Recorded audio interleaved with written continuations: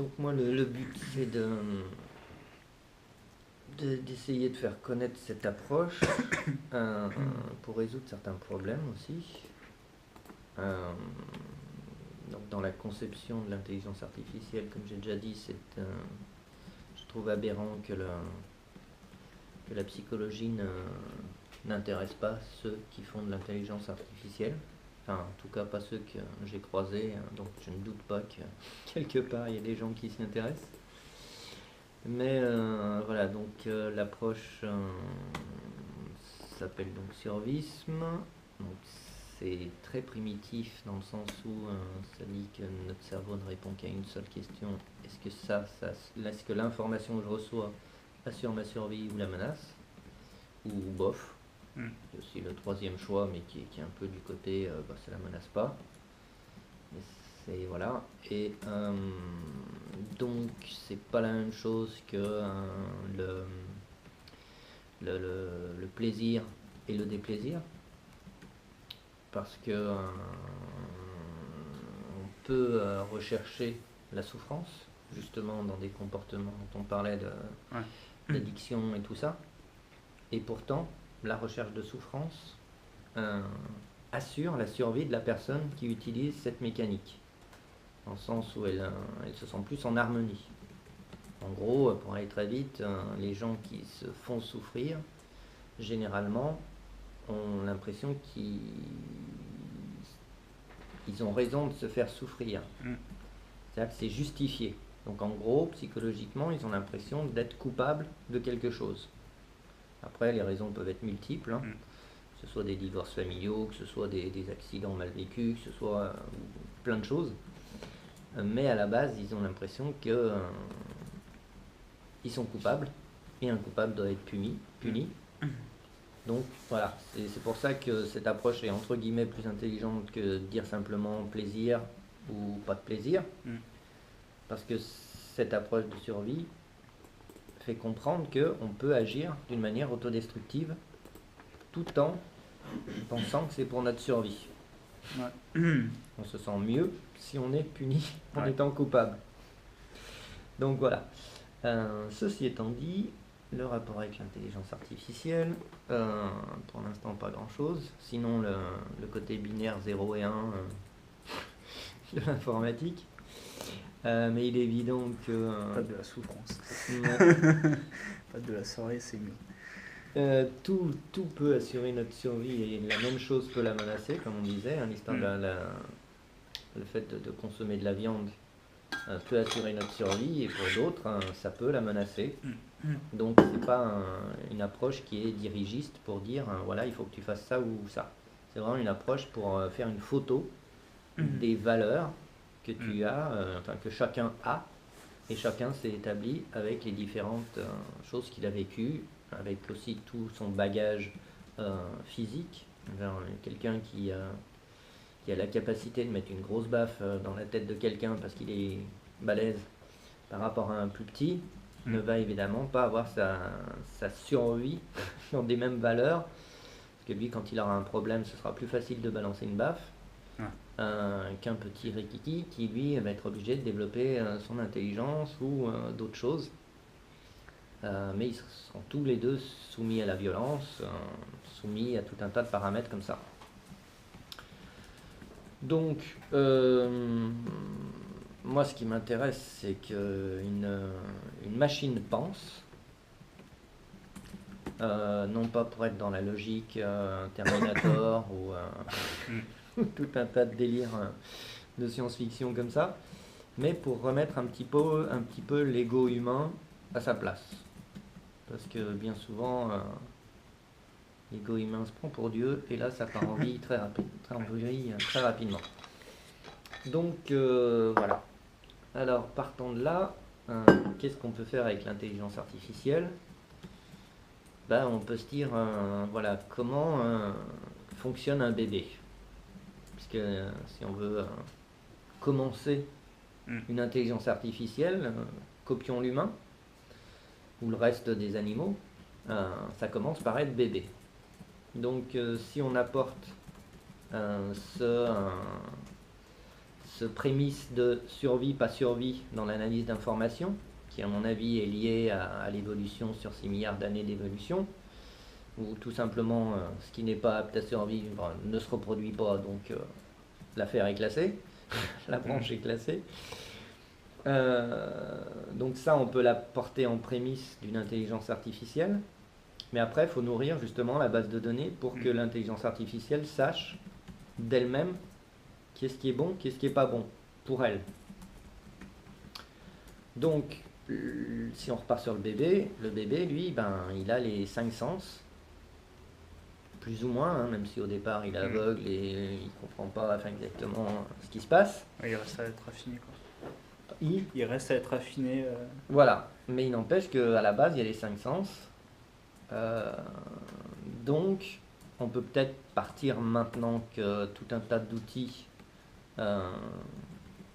artificiels, entre guillemets, permettent à une machine d'analyser son environnement, que ce soit tactile, que ce soit par la vue, que ce soit par l'odorat, parce qu'une machine peut analyser les odeurs, que ce soit par l'ouïe, évidemment. Et puis j'oublie le dernier sens, le goût peut-être. Mais le goût, comme on a dit tout à l'heure, comme c'est lié aux besoins calorifiques et d'énergie, la machine, elle n'en aura pas besoin directement. Et sans faire une impasse complète, je pense que déjà avec les 4 autres sens, on peut faire un traitement de l'information relativement proche de la réalité, quoi. Ouais. Donc voilà, on repart chez le bébé. Le bébé, quand il reçoit une baffe, le truc déjà violent et insupportable, dans le physique, parce que souvent, c'est vrai que le départ d'un bébé, c'est surtout un ventre qui bouffe et qui défèque. Donc, qui doit faire dodo aussi. Et qui dort pour continuer la progression du cerveau, etc. etc. Donc là, c'est un peu compliqué. Mais voilà, si on prend le côté physique, c'est-à-dire je préfère la caresse au truc violent qui me claque, un robot peut déjà analyser ce genre de sensation. Ouais.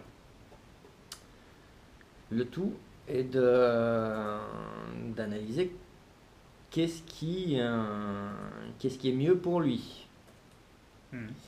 Donc, il y a le problème de la conscience de si j'ai un trop gros choc, je peux être détruit. Ouais. Et si c'est un truc doux et tout ça, là ça va être peut-être un peu plus dur d'amener un bien-être nerveux, puisque c'est un peu ça ce qui se passe chez un bébé. Mais bon, voilà. C'est-à-dire, j'ai pas compris en fait la partie dans le sens où si la baffe n'est pas assez forte. Une intelligence peut réagir face à un danger quand il y a une violence physique. Ouais, non mais ouais, c'était juste la notion de plaisir, que tu évoquais en fait. Mais pour toi en fait, la notion de plaisir, la notion de souffrance peut être une notion de plaisir et du coup. Pour le robot, c'est difficile. Autant il peut avoir une espèce d'échelle de valeur quand il reçoit un choc pour dire ça peut être dangereux pour moi. Donc soit il faut que je m'écarte, soit il faut que je me défende, etc. etc. Autant recevoir une caresse, un robot, je pense pas que ça fasse comme un bébé, où le message ou l'influx nerveux de caresse fait du bien, détend. Pour le robot, ça va être un peu dur d'avoir cette partie-là. Pas spécialement, parce que du coup, à mon sens, tu as tout le courant de l'IA développementale, où c'est exactement ce que tu y écris, quoi. Et en gros, après, il faut voir les différents paradigmes, mais je pense que, en tout cas, dans mon esprit, la plupart du temps, ça se base sur plaisir des plaisirs. En gros, le robot, l'IA, du coup, va choper de l'environnement et tout pour manger, quoi. Du coup, on lui dit, lorsque toi tu manges ça, ça te fait plus soin à ta jauge du plaisir. Et du coup, donc c'est bien, continue comme ça, quoi. Et donc du coup, en revanche, donc elle va chercher à s'alimenter un maximum. Et du coup, lorsqu'elle va bouffer par exemple un truc qui est un peu moisi, donc on lui dit, bah non, ça te fait pas plaisir parce que c'est pas bon, tu vois. Du coup, ça va réduire en fait la jauge de plaisir et augmenter celle de déplaisir, quoi. Et du coup, en fait, par essai-erreur, du coup, elle va apprendre que bah, si c'est une fraise qui est à maturité, bah, c'est très bon, ça fait très plaisir et donc ça t'apporte plein de Ça, calories. c'est vachement copier-coller. C'est vachement de l'enseignement du parent qui dit mange ça, c'est bon, mais c'est pas sa propre expérience. Et c'est un peu problématique. Bah, ça dépend parce que du coup, on en revient au goût, même si c'est pas vraiment un truc qui t'intéresse, quoi. Mais surtout que non, mais c'est surtout que c'est compliqué. Vaut mieux après s'attacher à de la vue, alors, du coup, pour la vue. Mais bon, on peut continuer ce que tu dis. Hein. Ouais. Continue. Et du coup, lorsque le bébé en fait va manger un truc, une fraise moisie, même si du coup il est tout seul, que du coup il n'y a aucun parent pour lui dire maintenant en fait il fallait pas manger ça, le dégoût en fait ça va te dire ah non c'est pas bon, donc du coup j'en repars. Donc du coup la prochaine fois je vais avoir une fraise avec un peu de moisi dessus, du coup je sais que ça sera pas bon et donc du coup je repars, quoi, tu vois. Je préfère avoir une fraise un peu plus jolie, tout ça, quoi. Je sais pas si si le bébé agit parce que enfin, ça descend les taux de sucre. Le moisi, ça descend, ça modifie le goût, l'amertume. Enfin, je sais pas exactement, je mange rarement du moisi. J'essaye de. Non, mais en à fait, part le fromage. Tu vois, c'est écœurant, quoi. À part le fromage, tu veux, le moisi, je sais pas comment l'analyser. Mais enfin, je sais pas, t'as jamais mangé un truc qui t'est périmé, quoi? Pas spécialement, j'ai jamais pris ce risque. Mais justement, tu prends le risque, le bébé, lui, il sait. Parce qu'il va bouffer n'importe quoi. Mais ce qui peut le freiner, c'est la réaction de son corps et d'être malade. Or, le robot va avoir du mal à être malade. Ouais. Il peut, mais enfin, tu vois, s'il chope de la mauvaise électricité, qui recharge mal ses batteries, il peut l'analyser en disant non, ça, c'est pas de la bonne électricité, je rejette. Mais même juste tout simplement, tu lui dis, bah voilà, lorsque tu bouffes, enfin, tu peux juste modéliser en fait ce système de plaisir des goûts, en fait. Voilà, mais c'est modélisé et c'est pas une conscience informatisée. Voilà. Et c'est ça qui me pose problème, moi, c'est que oui, faire un copier-coller avec un système de valeurs qui est interactif et des choses comme ça, pourquoi pas. Ouais. Mais après, comme je t'ai dit, il faut vraiment regarder en profondeur tous les différents paradigmes qui sont utilisés en IA développementale. Je suis sûr que tu as des trucs qui sont faits où juste tu balances ton IA dans son environnement et il n'y a pas juste d'apprentissage par une autre personne, tu vois. Ou juste c'est elle qui fait ses propres essais-erreurs, ses propres expériences. C'est ça. Et qui en fait développe tout un système de valeurs et tout ça. Comme ça. Voilà. Mais ouais. Donc, encore mis ce problème de goût, ce problème de toucher, qui peut être ma foi sur un pan de douleur quand il y a menace, mais de plaisir justement, ça c'est sera très, enfin ça peut pas le concerner directement, à part si on s'aperçoit que la caresse c'est aussi une onde, que l'onde fait du bien au robot. On va avoir du mal à s'en servir pour de l'intelligence artificielle. En tout cas, suivant ce modèle de survie, pas survie. Et qui peut expérimenter par lui-même. Donc il reste quoi? Il reste la vue, il reste l'ouïe. Et puis voilà quoi. Je dois en oublier un encore, mais bon, c'est pas grave. Du coup, l'olfactif, voilà. Donc l'olfactif, je pense que c'est utile en termes de comportement agressif pour sa structure, dans le sens aussi il est dans un milieu, je sais pas, pain d'acide ou un truc comme ça. Enfin, je sais même pas s'il pourrait attaquer, tu vois, mais il peut y avoir des détecteurs pour qu'ils disent là, ça fait mal, entre guillemets, ou ça c'est dangereux pour ma survie. Mais là encore,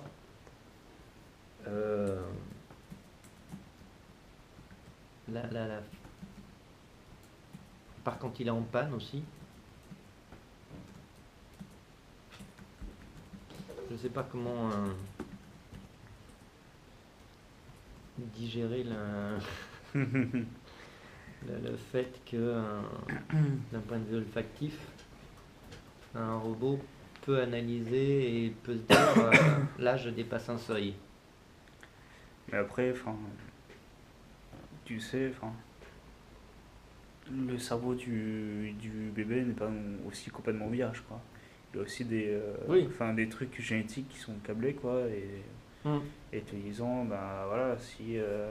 Donc là on peut tricher, tu veux dire, Enfin, pour des prémices, c'est pas... des trucs de base. Enfin oui, c'est pas tricher, c'est juste que le bébé, quand il sent qu'il est en train de tomber, il se dit, ah putain, il y a un truc qui va pas là, Ouais, et je peux me faire mal. Enfin, c'est ça. il se dit ça, voilà quoi, à sa manière, mais voilà, il a quand Mais il même... faut qu'il ait l'expérimentation de tomber là. Ouais, il faut qu'il fasse l'expérience, il faut qu'il ait l'expérience de au moins tomber une fois et de dire, oh putain, il y a un truc qui va pas, quoi.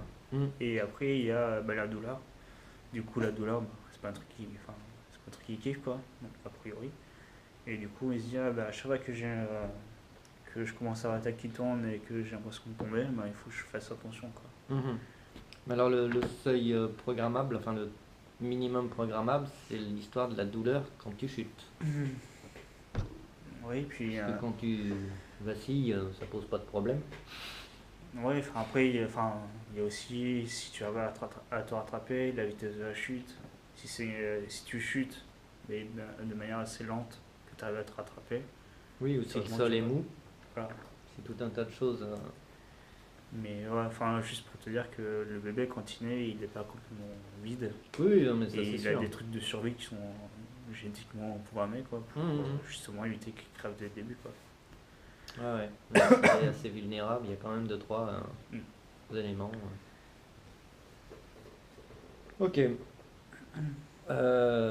Donc, sur l'olfactif, donc à part ces réglages de dire là il y a un environnement nocif pour mon physique, ou des capteurs de température aussi, là c'est peut-être plus dans le toucher. Proprioception. C'est plus dans le toucher. Est-ce que la température, on l'assimile au toucher? Ça dépend. En fait, t'as pas juste 5 sens, t'en as un peu plus, quoi. Donc, ce que t'as pas le toucher, c'est toucher une table. Après, t'as la proprioception. Est-ce que tu tombes? Est-ce que tu as mal au ventre? Est-ce que tu as de la fièvre? Enfin, est-ce que tu as de la chaleur? Est-ce que tu as trop chaud dans ton corps, donc tu as de la fièvre, donc c'est pas bien, tu vois. Donc, c'est un peu à distinguer les deux, quoi. Le toucher qui est vraiment un stimuli extérieur, quoi, à ton corps. Et la proprioception qui est c'est plutôt une perception physique, quoi. On peut prendre la définition de toucher comme perception physique. Voilà. Ça dépend ce que... Ouais. Là, ça englobe tout, là. Donc ça peut être aussi la température, faire gaffe, comme un ordinateur ne se met pas dans un environnement qui fait 50 degrés parce que ça marche moins bien. Ouais. Et pareil pour les températures négatives. Ouais. Donc là, on peut avoir des capteurs et une pré-programmation de dire attention, température négative égale condensation égale... juste... des problèmes de... Si ton processeur atteint 50 degrés, tu meurs. Donc, du coup, tu vas faire attention à pas trop chauffer. Mais lancer le ventilateur, c'est-à-dire bouger peut-être. Trouver un moyen d'être plus frais. Transpirer. Ouais, peut-être un moyen de par l'eau, mettre en route un radiateur hydraulique. Comme pour les oreilles des éléphants. C'est ça. Mais après, du coup, il faut aussi, si tu veux juste te baser sur les quelques sens qu'a l'être humain, ou alors si tu veux en racheter en plus. Par exemple, nous, le sens magnétique, il n'est pas hyper développé, on en a un peu, mais il n'est pas aussi développé que la vue, quoi. Ouais. Et du coup, alors qu'une machine, tu fous des capteurs magnétiques, ouais, magnétique, quoi. Du Mhm. coup, Il détecte du coup, la son, présence d'objets ou de choses.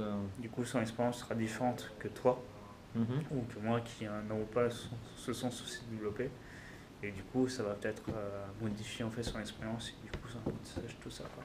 D'accord, Donc, il ouais, faut voir si effectivement. tu veux vraiment rester dans la modélisation pure de l'être humain, Non. de son système enfin, son système sensoriel, ou est-ce que tu veux rajouter d'autres modalités sensorielles, quoi. Ah ouais. Non, mais c'est très bien, ça. J'ai jamais pensé à ça, donc c'est C'est intéressant. pareil, Faire un enfin, peu comme les pigeons qui se repèrent. Bon, on sait pas trop alors du comment, coup, mais. voilà, moi je ne connais pas assez en pigeon, donc je peux pas te dire.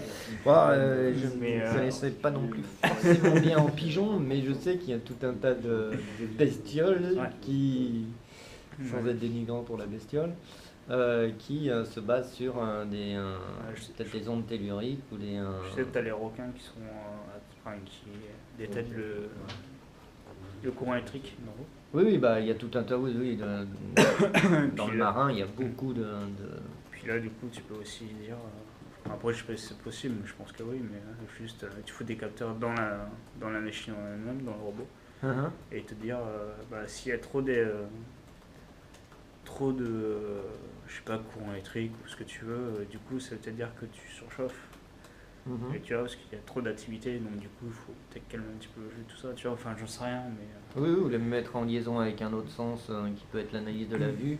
Mm. C'est-à-dire que tu ne vois pas l'objet, mais tu peux l'identifier par un. Ben, identifier sa présence Ouais. d'une autre manière. Mm. Et donc continuer l'analyse de dire est-ce que je connais cette chose. Mm. Parce qu'en gros, voilà, le bébé, il est confronté à un certain nombre d'informations. Il stocke ces informations plus ou moins bien, on ne sait pas trop comment, mais avec cette étiquette danger ou pas danger, bien-être et tout ça. Et après, il se base chaque fois sur ce qu'il connaît pour analyser ce qu'il ne connaît pas. Ouais. Donc un fruit rouge qui n'a pas la même forme, Mm. si fruit rouge pour lui c'est dégueulasse, même si ça a une autre forme, ça prendra l'étiquette, attention, ce fruit même s'il n'a pas la même forme, il y a de grandes chances qu'il soit dégueulasse. C'est ça. Donc, bon, on est encore sur la bouffe et c'est bien dommage parce que ça va pas pour les robots. Mais Et enfin, ouais, juste. Le Ah. robot a déjà vu, je sais pas, une scie circulaire en inox, tu vois, en Mhm. métal, quoi. Et du coup, c'est rond, c'est gris, et ça a des dents. hmm, Et du coup, enfin, voilà, il se dit, ah, bah, se trouve, si je m'occupe, enfin, si j'utilise moi, je peux peut-être me couper un fil, tu vois. ouais. Et du coup, comment est-ce qu'il va réagir enfin, avec, je sais pas, enfin, tu sais, un rouleau pour couper les pixels et tout ça, tu vois. Ouais, ouais, ouais. T'as ça, ou alors tu peux avoir un autre truc, enfin, je sais pas, genre une roue de voiture. Pareil, c'est rond, c'est métallique, quoi, mais c'est un peu plus gros, il n'y a pas de dents. Hmm. Donc, enfin, Ça peut avoir des dents si c'est un décor. Ouais. Donc ça peut être des dents artificielles, Mm. mais ça peut être assimilé comme un danger potentiel. Ou alors juste, tu fais une roue en carton, tu mets de la luce dessus, et puis du coup, enfin, tu vois, t'as Voilà. tout l'aspect, mais vu que c'est mou, enfin, du coup. C'est toute la question de la tromperie optique qui marche aussi pour l'humain, avec tous les effets optiques qui leurrent le raisonnement humain. Ouais. Donc, pour ce qui est de... Je sais pas en fait quoi creuser de plus, puisque chaque fois on a les petites limites comme ça. C'est vrai que pour le langage, Mm. et il a vu,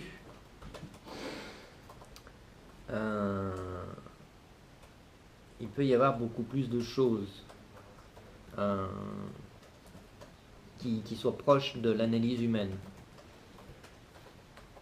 Mais je me trompe peut-être. Ah, d'accord, tu veux bien répéter, s'il te plaît? puisqu'il y a des soucis chaque fois liés à la nature du robot et sa différence avec la nature humaine, il y a peut-être des secteurs où il y a moins de différence, qui est justement l'analyse de la vue et l'analyse de l'oreille, qui elles transmettent des informations qui sont, que ce soit un robot qui les reçoive ou que ce soit un humain, il y a peut-être moins de différence que les autres sens, comme le toucher, le goût, on n'en parle pas, et des choses comme ça, quoi. Alors, du coup, ce qui est plus facile avec ces deux sens, donc l'ouïe et la vue, quoi, c'est qu'au niveau scientifique, c'est ultra documenté, beaucoup plus que sur le toucher ou ce que tu veux, quoi, surtout la vue. Donc c'est ultra documenté, on connaît quand même pas mal de choses, que ce soit aussi bien en psychologie qu'en biologie. Et après, tu as aussi du coup, après, tu as tout ce qui est technologie, ou la caméra, la vidéo, et tout ce qui est enregistrement audio et tout ça, c'est quand même assez. Oui, c'est performant. C'est performant. Même c'est performant que l'humain. Ouais. Et aussi, tu as un troisième truc, tu as les prothèses. Pour les humains en panne. Ouais, c'est ça. Donc, aussi bien tout ce qui est prothèse tactile entre la main et la jambe et tout ça, quoi.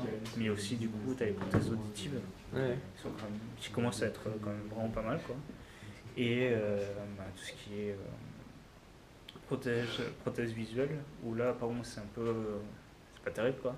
Oui, c'est un peu compliqué, hein. Mais il y avait des avancées sur de recréer des images par le cerveau avec des espèces d'ondes. C'était en noir et blanc, ce que j'avais vu. En fait, du coup, dans ton cerveau, tu as plusieurs parties qui vont traiter, en fait, par exemple, la forme d'une forme, la forme d'un carré, quoi.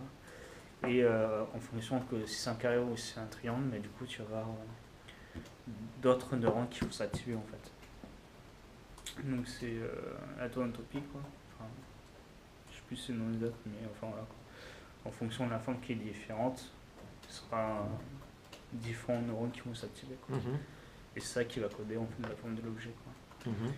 Et du coup, dans ce que j'ai vu dans mes cours en prothèse, pour les yeux, en fait, tu as une sorte de caméra qui est fixée au niveau de tes yeux, quoi, qui est reliée du coup à la partie à l'air visuel.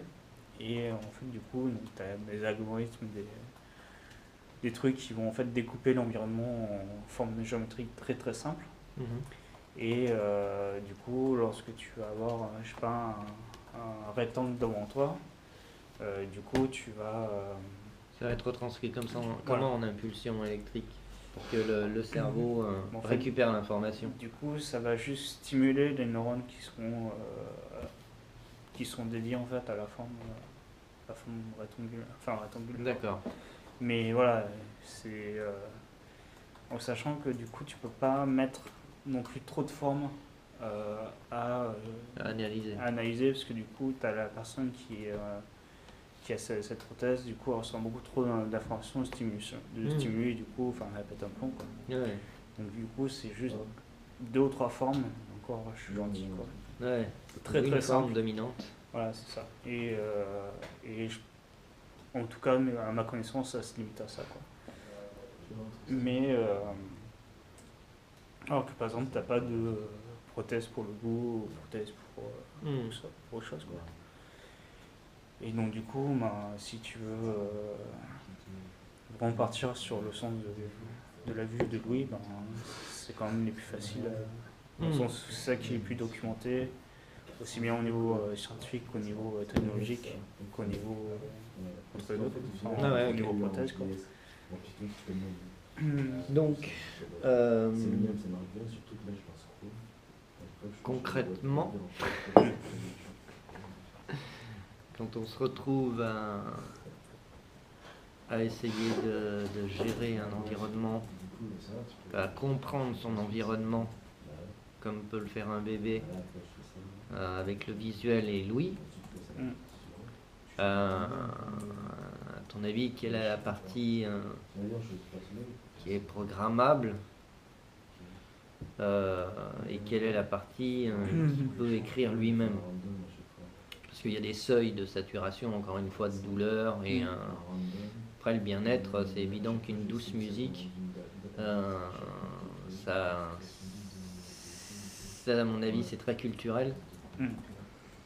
Donc ce sera avec l'expérience de l'intelligence artificielle qui pourra éventuellement dire ça c'est une douce musique. Bon après si sa seule référence c'est un marteau-piqueur, peut-être que le marteau-piqueur deviendra une douce musique. C'est ça. Parce que ça assurera sa survie, parce qu'il connaît ça et parce qu'il a pris l'habitude de ça. Après la musique, c'est ça peut tellement avoir de dimensions. Après, au niveau donc, tout ce qui est psychologique bébé, c'est pas mon rien quoi. Ce qui est développemental, c'est pas un truc qui m'intéresse spécialement quoi. Donc je pourrais pas te dire ce que le bébé est capable de voir ou d'apprendre quoi. Oui, mais ça c'est pas le souci. C'est documenté. Donc, oui, puis franchement c'est pas le souci. C'est juste pour essayer d'orienter une éventuelle programmation. Là encore une moi, fois, je ne pas des fois toutes les vraiment les plus basiques, que ce soit pour la vue, les formes géométriques les plus basiques, carré, rectangle, triangle, rond, tout ça quoi. Après peut-être en ajoutant la 3D. Oui, mais ça c'est, à mon avis, c'est pas ça qui est intéressant pour l'analyse de l'information. C'est-à-dire qu'il peut analyser qu'un carré, un triangle est à proximité, mais c'est pas ça qui va lui dire ça c'est un danger, ça c'est un bien-être, ça c'est intéressant de savoir ce que c'est, donc je vais poser une question pour une aide. Salut. On fermera.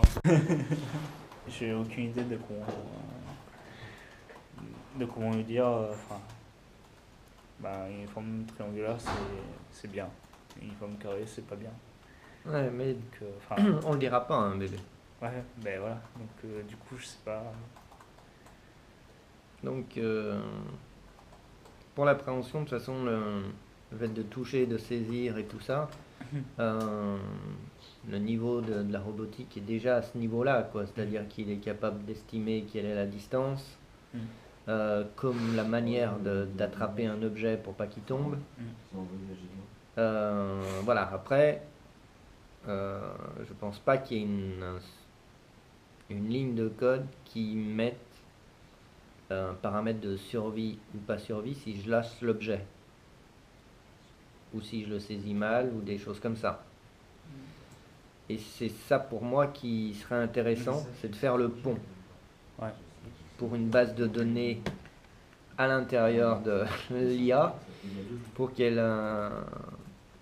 apprenne à l'intérêt en fait de saisir ou l'intérêt de ne pas saisir, l'utilité de saisir ou la non-utilité.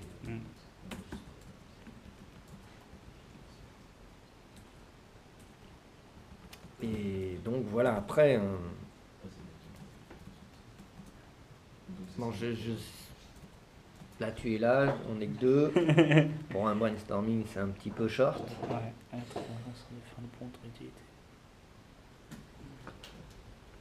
l'utilité de saisir ou de pas saisir quoi. Et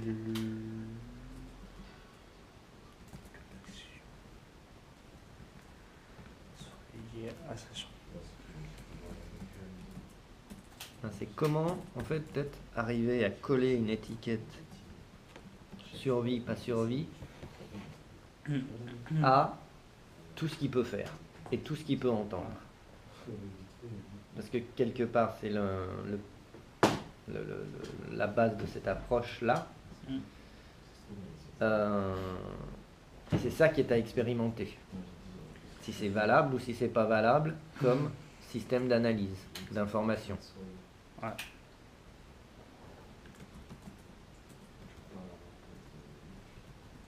Je sais pas comment tu peux traduire ça par des mots. Voir si sur lui je me serais... merde, j'avais le mot. Je serais adapté. À une analyse de l'information. Et puis à une espèce d'échelle de valeur qu'il se construit lui-même.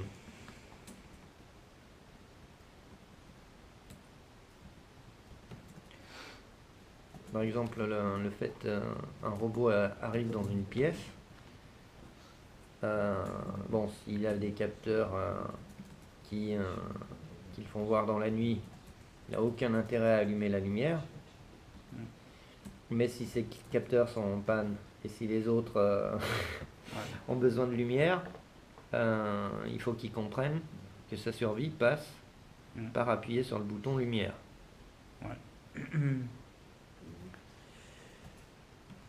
Mais qu'il le comprenne lui-même.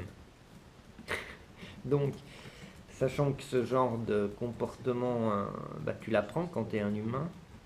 Alors, tu vois tes parents qui appuient sur le bouton. Lui, il va avoir du mal à apprendre tout seul. Il faut qu'il voit l'interactivité d'un humain. De voir, tiens, un humain, quand il rentre dans la pièce, il voit rien. Et donc, il appuie sur un bouton pour avoir tout un tas d'ondes lumineuses qui permettent d'assurer ma survie. Ça, après, je pense que le machine learning. Oui, voilà, ça c'est pas un souci. Mais comment traduire ça en ligne de code? Voilà, tu touches un petit peu à minimiste. Ouais, c'est ça qui peut m'intéresser aussi, puisque le truc de base est tellement primitif. Toute la question, c'est comment l'inclure dans quand il reçoit une information. C'est vrai qu'après, quand on parle du langage, ça peut être même la vue. S'il lit un texte, une analyse de texte est parfaitement possible quelque part, parce que la vue permet de comprendre des caractères, même s'il y a des caractères plus faciles à d'autres à analyser. Si c'est du texte bien tapé et tout ça, il peut lire un texte avec donc son organe sensoriel qui est la vue. Il peut analyser des mots, mais quand il va commencer à apprendre le mot, il faut que ça corresponde à quelque chose. Donc en repartant d'un bébé, le bébé a déjà appris vocalement qu'est-ce que c'est. Une bouteille, des épinards, soif, verre, eau.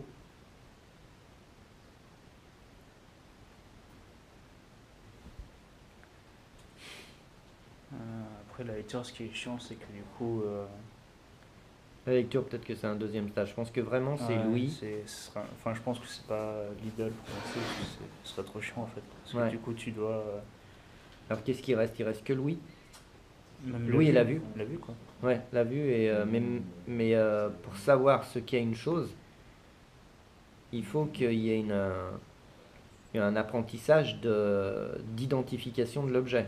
Le robot, lui, il peut dire tiens, ça c'est pas une bouteille, c'est I250. Un autre modèle de bouteille, c'est I252, etc. Il peut traduire ça comme ça. Mais c'est mieux de dire ça c'est une bouteille, ça c'est une bouteille petite, moyenne, et puis après estimer suivant son apprentissage et sa confrontation à d'autres bouteilles.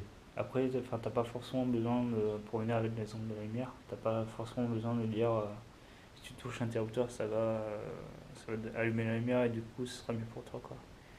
C'est juste, tu balances dans son environnement, tu dis juste que y a pas de lumière, donc du coup, tu vois rien, donc tu casses la gueule partout, quoi. Et du coup, donc il va tâtonner. Donc là, il peut y avoir l'intérêt de quand tu choques quelque chose, ça fait non pas mal, mais ça menace ma survie de machine. Et donc il serait mieux que j'utilise la vue, et donc il me faut de l'électricité, enfin allumer l'interrupteur. Juste tu dis, juste tu explores le mur, tu touches tous les recoins du mur, parce que du coup... Sachant que par mimétisme, il sait que la prise est en général proche de la porte. Ah mais ça, après, ça... Il peut l'apprendre lui-même. Il peut l'apprendre lui-même. Ouais. Juste du coup, t'as pas de lumière, tu vois plus rien, donc du coup tu t'orientes à le toucher. Et donc tu suis le mur, quoi, le toucher pour suivre le mur. Et puis à un moment donné, tu touches un truc qui ressort du mur. Et si tu le touches, bah, du coup, tu as la lumière qui apparaît. Donc tu vois bien. Ouais, il met les doigts Donc, dans du la coup, c'est prise. facile. Et là, Tu oui, peux, bah, tu peux. oui, Tu oui, peux faire les deux trucs, un interrupteur et puis c'est ça joue, ça. quoi. Avec un petit disjoncteur pour éviter de griller le processeur d'analyse. Et là, il dit tiens, là, ça m'a fait mal parce que ça a grillé Et voilà. mon truc. Le truc n'est plus en état de marche, donc j'ai grillé le truc. Donc ça, c'est un danger qui nuit à ma survie. Donc déjà, je répare ce truc. Et après, je me méfie de ça parce que ça représente un danger. Ouais, mais après, bien sûr, enfin, c'est parce que le truc, ou alors il faut moins qu'il soit trop intelligent et du coup, en fait, c'est pas adapté à sa survie parce que enfin, si tu restes toujours dans le même comportement, ben, tu peux pas apprendre en fait. Tu peux pas apprendre la différence. Dans quel cas concret tu prends? Mais du coup, par exemple, là, on disait que le robot il va toucher la prise électrique, ça nuit à sa survie. Et donc, du coup, Il mais va plus oser toucher? ça, voilà, ça va pas activer la lumière, donc il est toujours obligé d'explorer avec sa main, quoi. Et du coup, à chaque fois qu'il va toucher un truc contre le mur qui va ressortir du mur, il va se dire ah putain, attends, c'est une prise électrique, je dois pas y toucher, quoi. Alors que ça se trouve, c'est un interrupteur. C'est ça. Et donc, du coup, en fait, s'il apprend trop vite, il va être buté. Et du coup, en fait, il sera toujours dans le noir. Et du coup, au contraire, s'il est trop con, bah, à chaque fois qu'il y aura une prise, bah, il mettra les doigts dedans et à force, il va crever, quoi. Ouais, Donc, bah du ça coup, après, s'appelle c'est. la loi de l'évolution. Voilà. Il se reproduira pas. Et donc, du coup, si lorsque Mais il touche peut-être- le mur et qu'il touche un interrupteur, du coup, tu as la lumière qui va apparaître. Donc, il n'a plus besoin de toucher le mur. Donc, du coup, il peut mieux analyser son environnement et du coup, mieux survivre parce qu'il y a plus d'informations qui rentrent dans son système. Mais peut-être qu'il peut avoir aussi un relais de, quand il se grille comme ça, de demander de l'aide. D'où l'intérêt d'avoir une interface vocale. Mm. S'il dit je cherche l'interrupteur, je ne le trouve pas, où est-il? Ouais, mais Et que quelqu'un réponde, comme le fait le parent.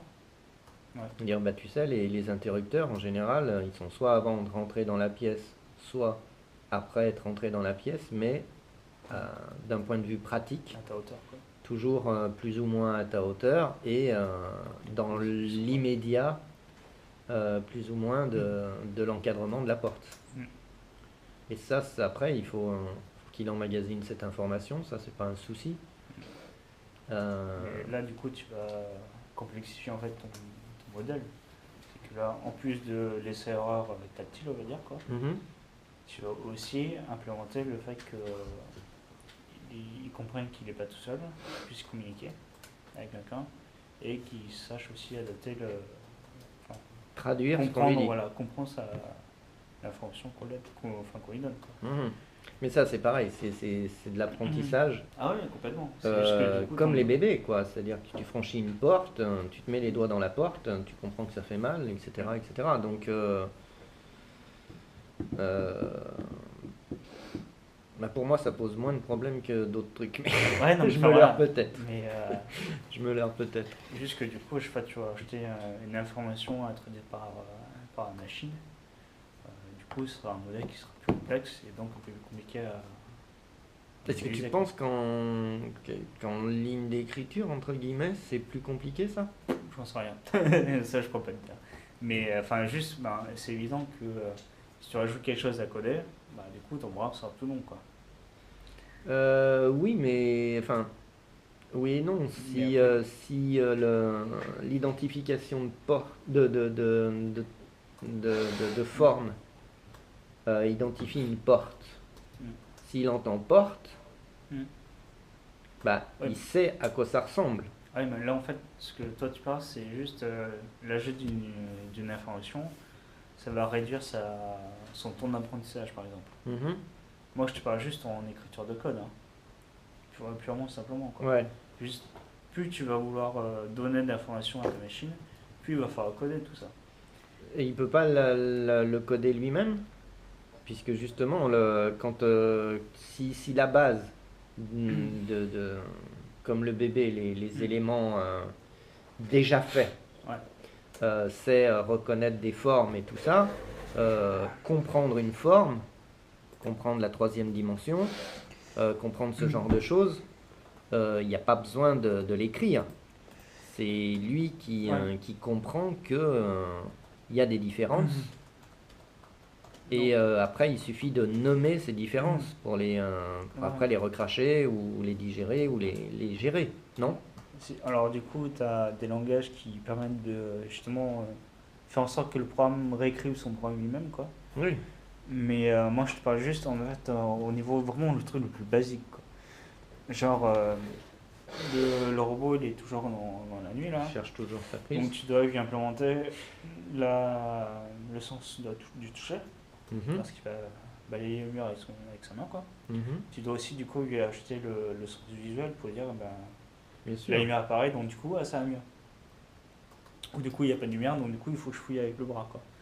Mais du coup tu dois aussi du coup lui rajouter le sens auditif Ah bah ça, de toute et façon, le langage pour communiquer avec son apprenant, quoi. Bien sûr. Et en fait moi c'est juste ça que je te dis, c'est juste plus tu vas avoir des choses à implémenter dans la machine, plus toi en tant que codeur tu vas devoir écrire des choses. Tu vois. Après tu n'es pas obligé de tout marquer non plus. Là après c'est à la machine d'apprendre par elle-même avec le machine learning, avec sa propre écriture de code. C'est juste que de base, même avant de lancer la simulation, toi en tant que codeur tu vas devoir écrire plus de code.